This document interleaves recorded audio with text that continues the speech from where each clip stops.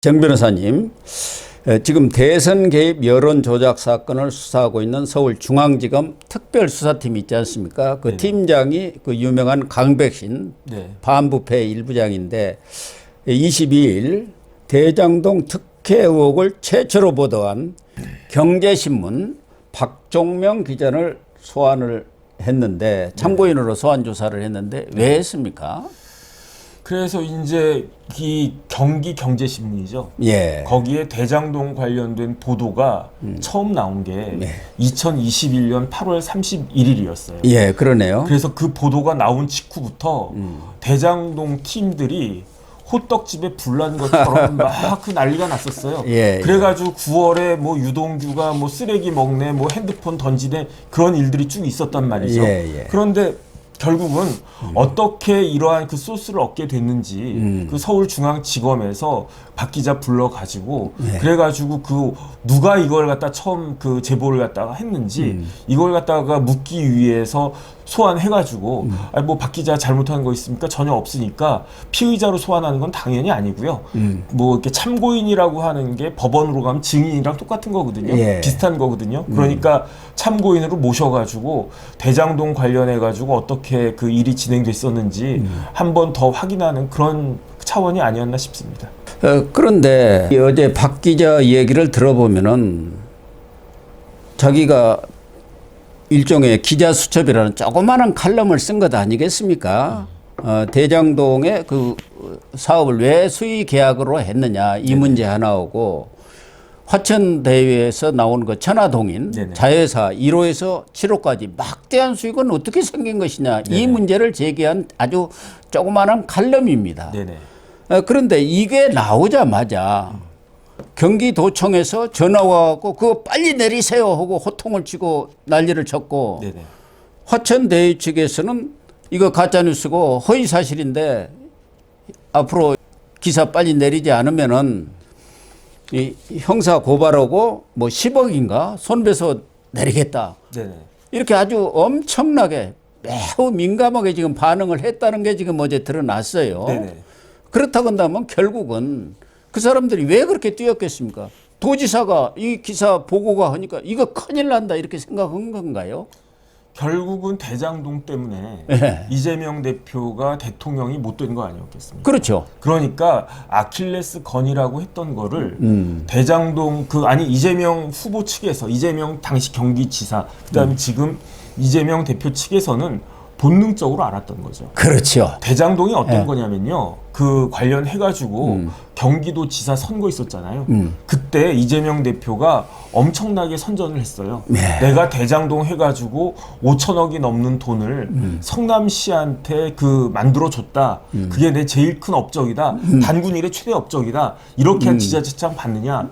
이런 식으로 그 뻥뻥 그렇게 그 과장을 해가지고 그래가지고 경기도지사 당선되는데 그 부분이 상당 부분 영향이 있지 않았습니까? 그렇죠. 그런데 알고 봤더니 이 대장동이라고 하는 것이 지금 우리가 보고 있는 바와 마찬가지로 엄청난 부정부패가 그 포함되어 있는 그러한 일이었고 그 과정에서 사람도 여러 명 죽어나갔잖아요. 김문기 처장도 돌아가셨지만 그 위에 이제 다른 분들도 여러 분께 돌아가시지 않았습니까? 4명이 죽었죠. 그런데 수사 과정에서 제가 쭉 정리한 걸 갖다가 보면은 9월부터 8월 31일에 이 경기 경제신문에서 기사가 났는데 그 다음 날부터 9월부터 어떤 일이 벌어지냐면은 뭐 신앙림부터 시작해가지고 뭐 9월 15일부터 이제 김만배 인터뷰하고 그다음에 그 당시에 남욱은 어디 있었냐면 남욱은 미국에 있었거든요. 김만배가 또 미국에 전화까지 해가지고 뭐 그렇게 뭐 어쩌고저쩌고 해라. 그다음 뭐 남욱 들어와라. 온갖 그런 일들이 벌어졌었는데 결국은 핵심은 아주 큰 강력한 폭탄이 될 수 있다라고 하는 것을 이재명 캠프 측에서는 직감을 한 거죠. 잘 알고 있었기 때문에 초장의 싹을 잘라버려야 한다. 그래서 만약에 지금 그 기사 나온 것처럼 경기경제신문에서 그 기사를 내리고 그걸 갖다가 싹 덮었으면 지금 대통령은 제가 봤을 때 이재명입니다. 그렇죠. 제가 봤을 땐 100% 이재명입니다. 그렇게 됐겠죠. 그런데 이재명이가 대선에 안 나왔으면 이 대장동 자체가 터져 나오지도 않았을 가능성은 있다고 봐야겠죠. 그런데 저는 대선에 나오다 보니까 이게 엄청난 이 특혜라는 것이 뒤늦게 밝혀진 거죠. 저는 그런 생각은 안 들고요. 언젠가는 이제 그 대장동 밝혀진다. 관련해가지고 예. 밝혀졌을 거예요. 왜냐하면 돈이 당장 남욱만 하더라도 8,700만 원 그 돈 집어넣고 1,003억인가 1,000억 넘게 받아갔거든요. 예. 그다음에 이 대장동 관련해가지고 가장 강력한 뇌관이 뭐였습니까? 정영학 녹취록이었잖아요. 예, 정유학 녹취록. 그 이야기는 뭐냐면은 정영학이 그냥 뭐 쓸데없이 녹취했겠습니까? 그렇죠. 이정근처럼 그냥 가만히 그냥 휴대폰 자동 녹음 기능으로 했겠습니까? 예. 그게 아니죠. 정영학은 이미 알고 있었던 거예요. 이거 탈 난다, 문제 난다. 왜냐하면 돈을 너무 많이 벌었어요. 그러니까 이 돈을 갖다가 배분해 놓은 거 가지고 그 내부에서 갈등이 있었을 거고 그 갈등 과정에서 대장동은 오픈될 수밖에 없었던 것인데 천만다행으로 이 갈등이 대선 직전에 오픈이 돼가지고 그나마 이제 우리나라의 그 이상 그 뭐 이재명 대표가 그 대통령이 되는 것을 갖다가 막았던 거지. 만약에 뭐 지금쯤 그 대장동 관련해서 오픈이 됐다라고 하면 뭐 그래도 뭐 이재명 그 대통령이라고 하면 뭐라고 어떻게 하겠습니까? 방법이 없죠. 형사 뭐. 소출을 할 수가 없는 예, 현직 그러니까요. 대통령이니까 그렇기 때문에 아주 이재명 대표 측에서는 진짜 땅을 칠 일이고 그 다음에 뭐 우리 국민들 입장에서는 참 천만다행이었다 이런 생각이 듭니다. 어제 박종명 기자가 밝힌 내용 중에 하나는 네네. 이 누가 박종명 기자한테 최초로 제보를 했을까? 이것이 그동안에 이재명 측과 이낙연 측 간의 갈등의 원인이었고 네네. 그런데 박종명 기자는 이낙연 캠프, 이낙연 측의 최측근이 제보를 했다 이렇게 얘기를 했어요. 네네. 그리고 그동안 제보한 것으로 알려진 서른이라든가 네. 윤영찬 의원은 아니다. 그러니까 이 박종명 기자가 밝힌 그 취재원이 맞기는 맞는 걸까요? 아니면 좀 이걸 흐리게 하기 위해서 눈친 걸까요? 그거야 뭐 기자들은 취재원을 잘 안 밝힙니다. 네, 뭐 저도 잘 모르겠는데 예. 어찌됐든지 간에 이낙연 전 대표 측에서 이 부분에 대해서 명확하게 부인하고 있지는 않은 것 같아요. 그러니까 결국은 이낙연 그 전 대표 입장에서는 말이 안 된다. 어떻게 이렇게 대장동과 같은 어마어마한 비리가 있는데 그런 사람이 다른 데도 아니고 집권 여당 제1당에 대통령 후보가 될 수 있었겠는가 이런 부분들에 대한 문제의식은 사실 그 가지고 있었다라고 저는 생각을 하고요. 그렇겠죠. 그거는 지극히 당연한 문제의식이라고 저는 생각을 합니다. 이거는 양심적으로 그렇게 해야 되는 거죠. 그 다음에 이낙연 그 후보 입장에서는 당시 후보 입장에서는 너무 뭐랄까 안타깝다라고 생각했을 것이 만약에 그 당시에 당대표가 지금 구속되어 있는 송영길이 아니었다라고 하면 아 그러면 이게 진짜 문제가 된다. 그렇게 해가지고 어떻게 했겠습니까? 결선 투표 가지 않았겠습니까? 네. 제가 봤을 때 결선 투표 갔어야 될 사안이라고 보거든요. 그러면 대장동이 이제 막 알려지기 시작하면서 이제 실체가 드러나고 있는 과정에서 이낙연과 이재명을 놓고 누가 집권 여당 민주당의 그 대선 후보가 되어야 될 것이냐 거기에 대해서 민주당원들이 투표를 갖다가 했다라고 하면 누구를 뽑았겠습니까? 예. 그런데 만약에 저는 어떤 생각이 드냐면 그때 그 송영길 대표가 허둥지둥 이렇게 막 그 이걸 갖다가 덮지 않았다라고 하면 이낙연 후보가 대통령 후보가 됐을 가능성이 상당히 있었을 거라는 생각을 예, 개인적으로 상당히 하고요. 높았죠. 만약에 그렇다라고 하면 지금 대통령이 누가 됐었을까? 이낙연 후보임에도 불구하고 윤석열 대통령이 될 수 있었을까? 윤석열 후보는 어떤 사람입니까? 정치 경험 하나도 없고 검사만 하시다가 후보가 됐던 정치 신인이었는데 예. 그런데 이낙연 후보하고 과연 붙어가지고 그 과연 결과가 어땠을까? 이재명 후보가 이런저런 굉장히 많은 그러니까 그 당시는 지금 생각해 보면 대장동도 있었고 뭐 백현동도 있었고 거기에다가 법인카드도 있지 않았습니까? 예.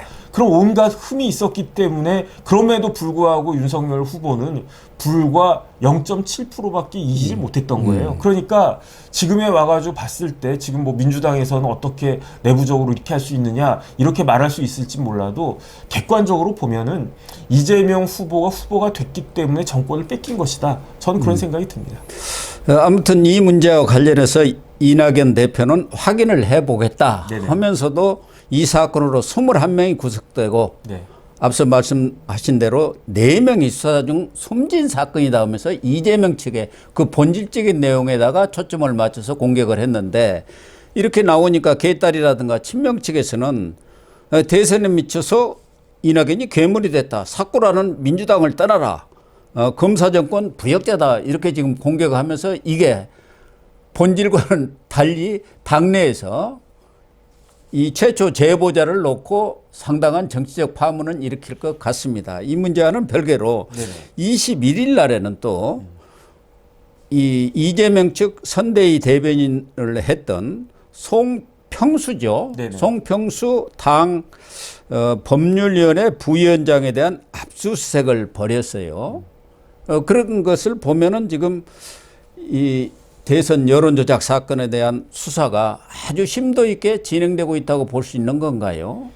송평수 변호사가 유력 정치인의 사위일 거예요. 아, 그렇습니까? 제가 알고 있기로는 네, 그렇습니다. 그런데 저는 어떻게 생각이 드냐면 야, 전통과 역사에 빛나는 민주당이 예. 어떻게 이렇게까지 망가질 수 있는가.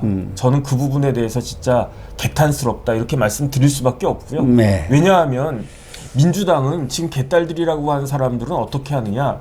이재명 대표가 그 경기도 지사 선거하고 성남시장하고 그랬을 때에는 대장동이 본인의 엄청난 업적으로 치장을 하다가 이렇게 지금 그 박사님 말씀하신 것처럼 대장동의 비리가 하나 둘 셋 넷 이렇게 막 드러나기 시작하니까 대장동 몸통이 누구라고 그랬습니까? 결국은 윤석열 후보라고 그랬었잖아요. 그러니까 몸통 바꿔치기를 시도를 했죠. 제가 봤을 때 그러면 김용이 분신이라고 했는데 그 김용은 윤석열의 분신이었다는 이야기입니까? 말이 되지가 않잖아요. 그런데 요번에 이제 그 결국은 대장동 그 이 문제가 이 이슈가 어떻게 드러나게 됐는가 민주당에서 스스로 이걸 갖다가 그 드러나게 됐다는 이야기니까 예. 그 이야기니까 결국은 빼도 박도 못하는 이 대장동 비리가 결국은 이재명 대표의 비리였다라고 하는 것이 지금 밝혀지고 있는데 그런데 결국은 이게 뭐랑 똑같다라고 생각이 되냐면요.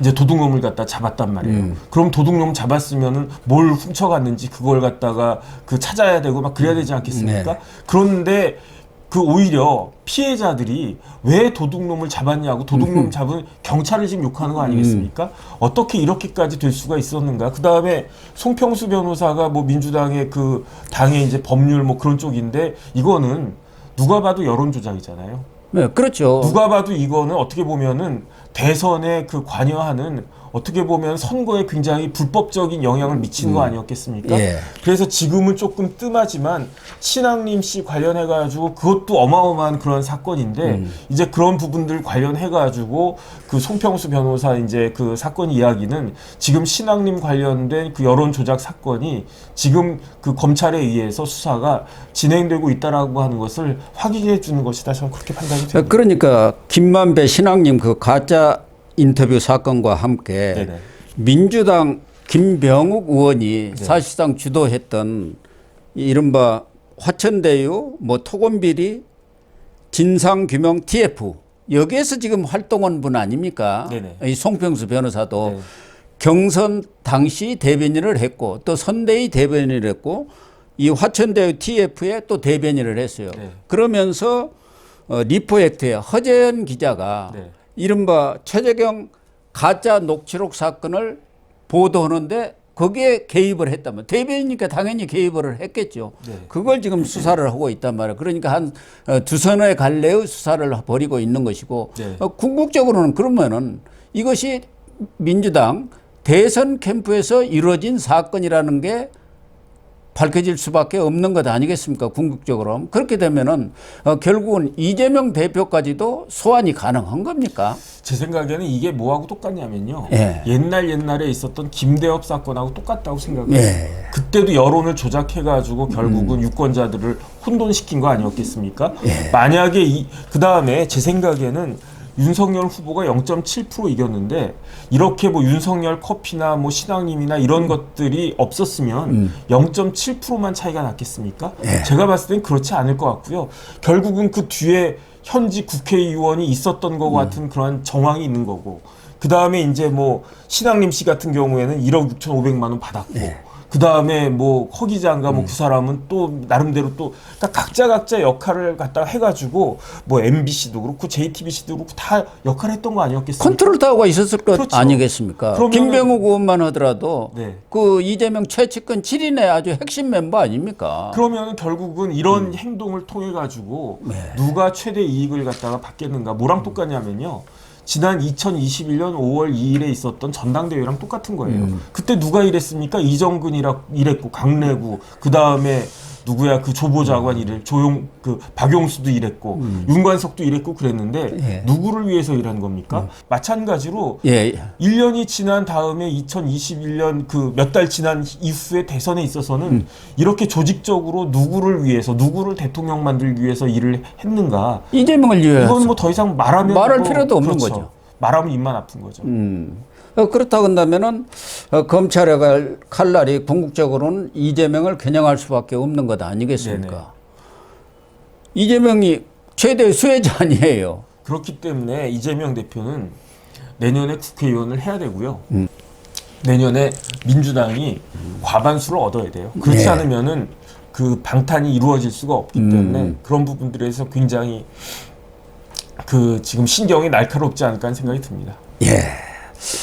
어쨌든 이 대선 여론조작 개입 사건의 최종적인 수혜자이자 또 기획자라고 할 수 있는 이재명에 대한 수사도 궁극적으로는 불가피한 것 아닌가 네네. 이렇게 보여집니다. 네.